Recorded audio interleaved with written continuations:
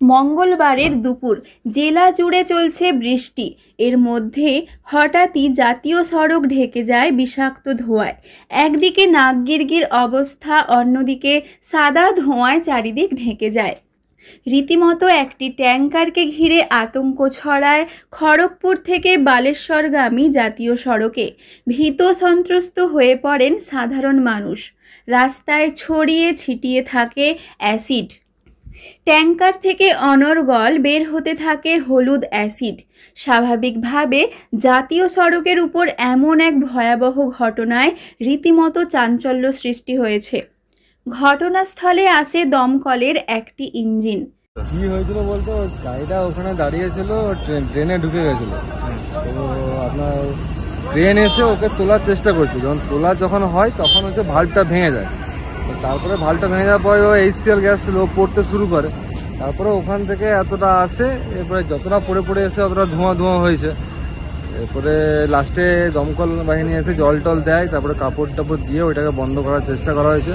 এখন একটা চেম্বার বন্ধ হয়েছে, আরেকটা চেম্বার বন্ধ করার চেষ্টা চলছে। কোথা থেকে কোথায় যাচ্ছিল গাড়িটা? তো যাচ্ছিল আপনার বিহার থেকে কলকাতা।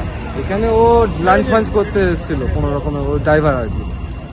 জানা গিয়েছে বালেশ্বর থেকে খড়গপুরগামী 16 নম্বর জাতীয় সড়কের উকুনমারি এলাকায় একটি অ্যাসিড ট্যাঙ্কার লিকেজের ঘটনা ঘটে।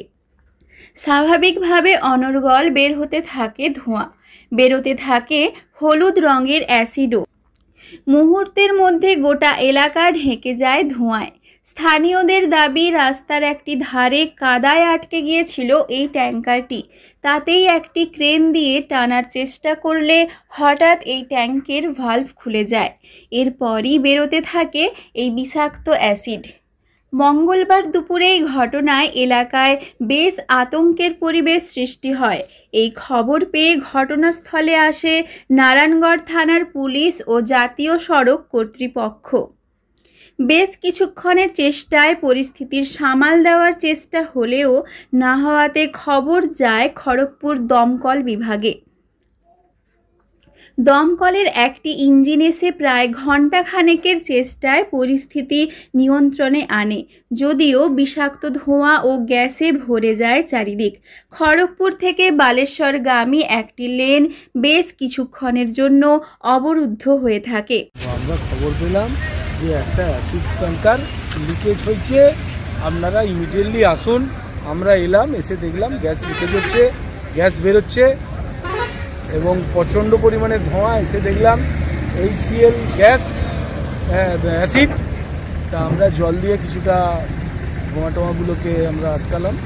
তারপরে আমরা চেষ্টা করে ওই গাছের ডাল ভেঙে গ্যাজাল দিয়ে আপাতত গ্যাসটাকে আমরা আটকাতে পেরেছি। এখন পুলিশ প্রশাসন আছে, এদেরকে বলেছি যে একটা সেফটি জায়গায় ট্যাঙ্কারটাকে প্লেস করতে। ঠিক আছে, থ্যাংক ইউ। এরপর পরিস্থিতি নিয়ন্ত্রণে আনে পুলিশ ও জাতীয় সড়ক কর্তৃপক্ষ। জল দিয়ে পরিষ্কার করা হয় রাস্তা।